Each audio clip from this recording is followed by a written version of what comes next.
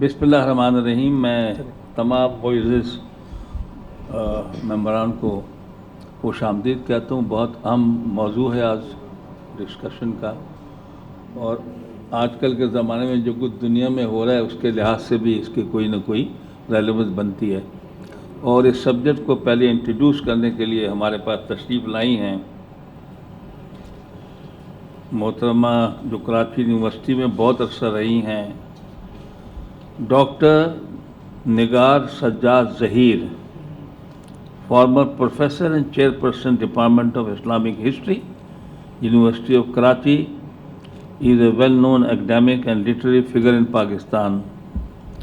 Born in Indian city of Allahabad on 20 December 1954, where her father Dr. Iftikhar Ahmad was doing practice.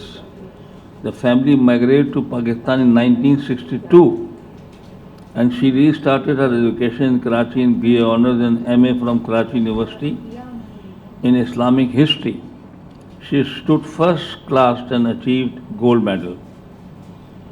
After completing her education, she worked with Mr. Matlubul Hassan Sayyid, late, former private secretary of Quaid-e-Azam Muhammad Ali Jinnah, and Ahmad Mirza Jamil, chairman Elite Publishers, on a historical project of Noori Nastaliq, a first ever Urdu software developed to print newspapers.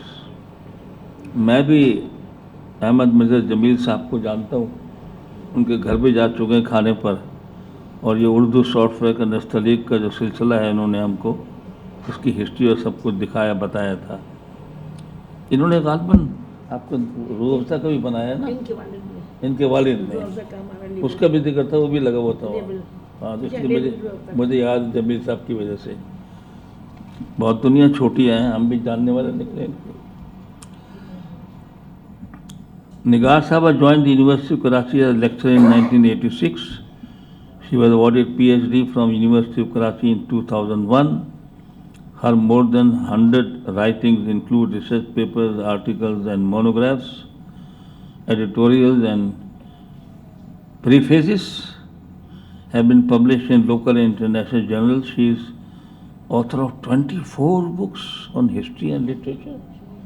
24 किताबें, MashaAllah. She is founder of Society for Research in Islamic History and Culture, to Kirtas, a publishing house which publishes more than 192 books up till now, editor biennial research journal Al-Ayyam Karachi. तो माशाल्लाह इनका बड़ा outstanding ये है, बहुत माशाल्लाह तजर्बाकार है इस मौजू के लिए। मेरे ख्याल में बहुत आपने सही खातून ढूंढी है इस काम के लिए। बिस्मिल्लाहिर्रहमानिर्रहीम। मैं बहुत शुक्रगुज़ार हूँ हमदर्द फाउंडेशन की कि शूरा के लिए उन्होंने इतने असहाब इल्म की मजलिस में मुझे कुछ कहने की इजाज़त दी। और आज का जो मौजू दिया गया है वो इस्लाम अमन और मोहब्बत का मज़हब है। इस्लाम के हवाले से देखिए बहुत सी बातें कलीशे की शक्ल इख्तियार कर चुकी हैं, बहुत ज़्यादा दोहराई गई हैं। मसलन इस्लाम ख़ुद सलामा उसका रूट है और जिसके मायने सलामती के हैं, और मुसलमान वो है जिससे सलामती वाबस्ता हो, या ये कि ईमान के लिए भी यही है कि अमन से वो वर्ड निकला है। और ये कोई सिर्फ़ जिसे आप कहें कि कोई लग़वी या लिसानी मसला नहीं है, बल्कि हर लफ्ज़ का और हर इस्तिलाह का जो एक मायने और मफ़हूम कहने वाले के जहन में होता है और सुनने वाले के जहन में होता है, वो एक पूरा बयानिया तश्कील दे देता है सिर्फ़ एक लफ्ज़ से। अब इस हवाले से कि इस्लाम सलामती का मज़हब है, इस्लाम रवादारी का मज़हब है, और अमन और मोहब्बत, ये कुरान करीम की कई आयात इस पर पेश की जा सकती हैं, और बहुत सी आयात से आप वाकिफ़ होंगे। बहुत सारी अहादीस निकाल के सामने रखी जा सकती हैं। हमें जो ख़त भेजा गया है हमदर्द फाउंडेशन की तरफ से, उसमें ही 2-3 सही अहादीस कोट की जा चुकी हैं। इस्लामी तारीख़ को अगर आप देखें तो उसमें से बहुत सारे واقعات نکالے جا سکتے ہیں، لیکن ہم اس محفل میں ایک دوسرے زاویے سے اس کو دیکھنے کی کوشش کریں گے. جیسا کہ صدر صاحب نے بھی کہا کہ آج کل کے حالات سے بھی یہ معاملہ لنک کرتا ہے. تو ہمیں موجودہ جس زمانے میں ہم رہ رہے ہیں، مغربی ایشیا اور شرق اوسط خاص طور سے جس طریقے سے جنگی ماحول پیش کر رہے ہیں، اس میں ہم اسی چیز کو جنگ کے حوالے سے دیکھ لیتے ہیں. یعنی اسلام امن کے زمانے میں تو امن کا مذہب ہے، امن کے زمانے میں وہ سلامتی بھی ہے، سب کچھ ہے. وہ جنگ کے زمانے میں کیا کرتا ہے؟ یہ ایک چیز ایسی ہے جس کو ہم آج چونکہ موجودہ حالات سے ریلیونٹ ہے تو اس سے دیکھ لیتے ہیں. سب سے پہلے تو جو ہمارے فقہا نے جو اصول دیا ہے مسلمان ملک کے لیے، وہ یہ کہ ان کا امیج یہ ہونا چاہیے کہ وہ، یعنی ان کی فورن پالیسی کا پہلا اصول یہ ہونا چاہیے کہ کسی بھی ملک کو ان سے خطرہ نہ ہو. یعنی وہ ایسا ملک ہو جس سے سلامتی وابستہ ہو، چاہے دوسرا ملک کافر ہے یا مسلمان ہے، اس سے فرق نہیں پڑتا. ہر مسلمان ملک یا ہر کافر ملک کے لیے مسلمان ملک کا ایک سلامتی کا میسج ہونا چاہیے، اور یہ ان کی فورن پالیسی کی پہلا اصول ہونا چاہیے. لیکن اب ایک لیکن بھی ہے، لیکن اگر کوئی ملک یا کوئی قوم یا کوئی گروہ یعنی اس ملک کے ساتھ، مسلمان ملک کے ساتھ امن اور سلامتی کے ساتھ رہنا ہی نہ چاہے تو مسلمانوں کو پھر تیار رہنا چاہیے. یہ سورہ انفال کی 60ویں آیت جس کا تذکرہ بھی کر رہے تھے سر، اور جہاں تک ہو سکے اس کا ترجمہ میں پیش کرتی ہوں، اور جہاں تک ہو سکے قوت اور طاقت فراہم کر کے اور گھوڑوں کی تیاری سے ان کے لیے مستعد رہو. اس سے خدا کے دشمنوں اور تمہارے دشمنوں پر ہیبت طاری رہے. ہم آج کل کی اصطلاح میں اس کو ڈیٹرنس کہتے ہیں، اور نیوکلیئر ڈیٹرنس کا نام تو سب نے ہی بہت زیادہ سنا ہوگا.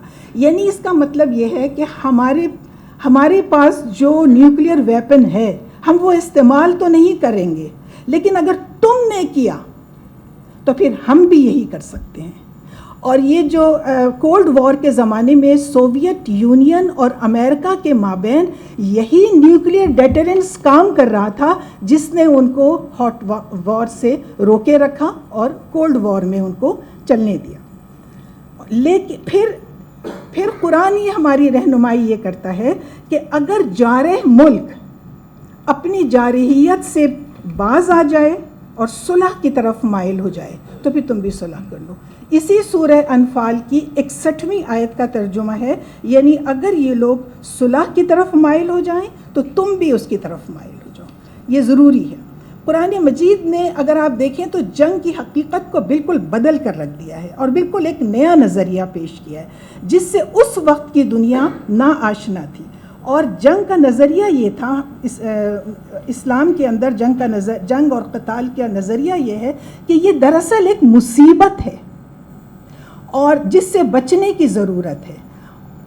لیکن اگر دنیا میں اس سے بڑی مصیبت سامنے آ جائے، یعنی ظلم اور طغیان، فتنہ اور فساد، یہ اگر پھیل رہا ہو تو محض دفع شر کے لیے تمہیں ہتھیار اٹھانے کی اجازت ہے، جنگ کرنے کی اجازت ہے.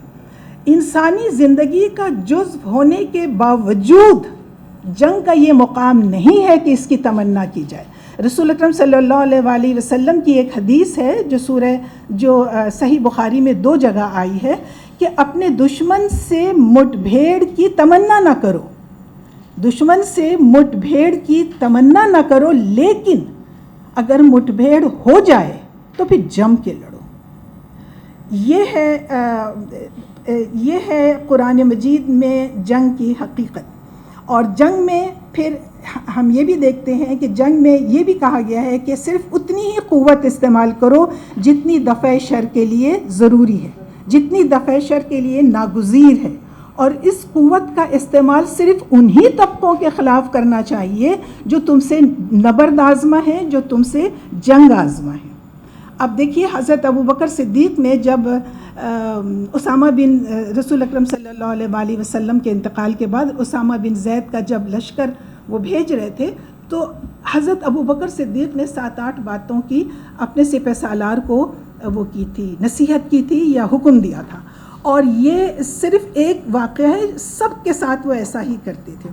انہوں نے 6-7 باتوں کی جن کا انہیں حکم دیا یا نصیحت کی، وہ یہ تھی کہ دیکھو لوگوں کے ہاتھ پاؤں کاٹ کر مسلح مت کرنا، بچوں کو قتل مت کرنا، عورتوں کے ساتھ تعرض مت کرنا، وہ بوڑھے لوگ جو ہتھیار نہیں اٹھا سکتے ان کے خلاف ہتھیار مت اٹھانا، جنگ کے دوران آگے، جنگ سے پہلے آگے پیچھے درختوں کو مت کاٹنا، مت جلانا، باغات کو مت برباد کرنا، صرف اتنے ہی جانور ذبح کرنا جتنے کہ تمہارے اس دن کے کھانے کے لیے ضروری ہیں، اور دیکھو تمہارا گزر کچھ ایسے لوگوں پر ہوگا جو اپنے عبادت گاہوں میں عبادت میں مصروف ہوں گے، انہیں کچھ مت کہنا، ان کے ساتھ تعرض مت کرنا. انہوں نے اپنے آپ کو عبادت کے لیے وقف کر دیا ہے تو انہیں ان کے حال پر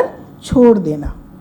اب آپ بتائیے آج کی جنگوں کو دیکھ لیجئے، جو غزہ میں ہوا، جو ایران میں ہو رہا ہے، یا یوکرین میں ہو رہا ہے، یا سوڈان میں ہو رہا ہے، یا لیبیا میں ہو چکا ہے، یا عراق میں ہو چکا ہے.